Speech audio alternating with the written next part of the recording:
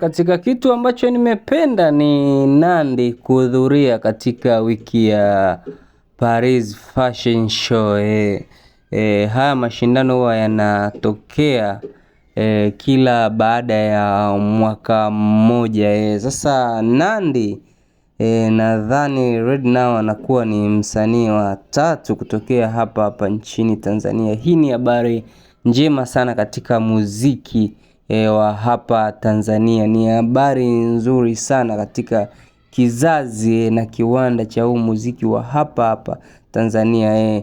Nadhani tuliona baadhi ya wasanii wengine kutokea hapa Tanzania ambao walishawahi kuhudhuria katika wiki hiyo ambayo ni ya Paris Fashion. Najua kabisa ukienda katika wiki ya Paris Fashion huwa unakutana na baadhi ya wasanii kwenye upande wa fashion na kwenye upande wa muziki. Msanii wa kwanza ambaye alihudhuria katika wiki ya Paris Fashion ni Rayvanny. Nadhani kama mnakumbuka ile trend sana alipokelewa na bodyguard fan hivi wa Kanye West. Hiyo clip ilikuwa imetrend sana, lakini vile vile baada ya mwaka mmoja hivi Diamond Platinum naye akaonekana kule katika wiki hiyo ya Paris Fashion Show, ambaye alikutana na wakali tofauti kule, kina Focalist na wengineo.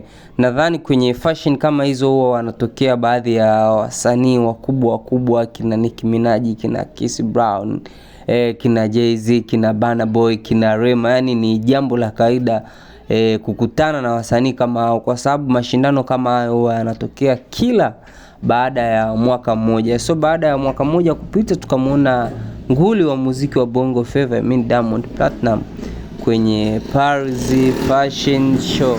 Lakini vile vile right now tumemuona Nandy. Kwa hiyo Nandy amekuwa msanii wa 3 na kwenda huko kwenye hayo mashindano.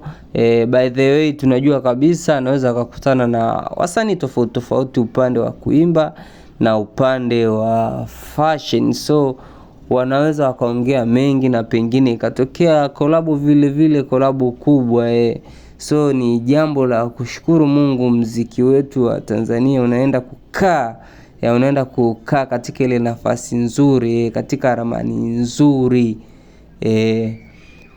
So ni yapi maoni yako kupitia Nandy alilofanya? Unaweza kadrop maoni yako hapo chini kwenye sehemu ya comment section.